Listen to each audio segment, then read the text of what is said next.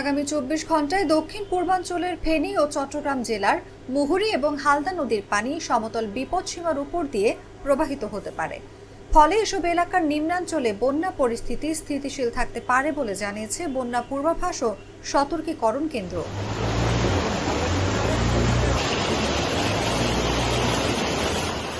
সংস্থাটির নির্বাহী প্রকৌশলী সর্দার উদয় রায়হান জাগো নিউজকে বলেন, ফেনী, কুমিল্লার নোয়াখালীতে এ বন্যা আকস্মিক।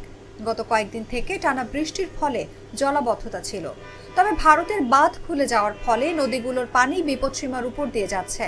আগামী 24 ঘন্টায় এসব অঞ্চলে বন্যা পরিস্থিতির উন্নতির সম্ভাবনা নেই, তবে বৃষ্টি কমে গেলে কিছুটা উন্নতি হতে পারে। তিনি বলেন, আবহাওয়া সংস্থাগুলোর তথ্য অনুযায়ী আগামী 24 ঘন্টায় দেশের দক্ষিণ পূর্বাঞ্চল ও তৎসংলগ্ন উজানে মাঝারি থেকে ভারী বৃষ্টির পূর্বাভাস রয়েছে। ফলে এ সময় এই অঞ্চলের মুহুরী, ফেনী, হালদা, সাঙ্গু, মাতামুহুরী ও গোমতী নদীর পানি সামগ্রিকভাবে স্থিতিশীল থাকতে পারে।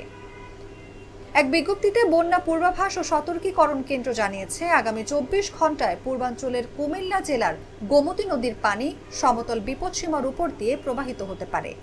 এর ফলে গোমতী নদী সংলগ্ন নিম্নাঞ্চলে স্বল্পমেয়াদী বন্যা পরিস্থিতির সৃষ্টি হতে পারে।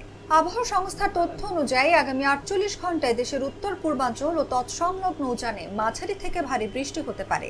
ফলে এ সময় উত্তর পূর্বাঞ্চলের সিলেট, সুনামগঞ্জ, নেত্রকোনা, মৌলভীবাজার ও হবিগঞ্জ জেলার প্রধান নদীগুলোর পানি সমতলে কিছু পয়েন্টে কখনো কখনো বাড়তে পারে।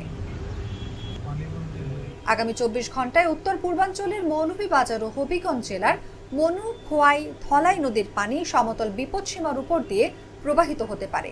এসব এলাকার নিম্নাঞ্চলে বন্যা পরিস্থিতি স্থিতিশীল থাকতে পারে।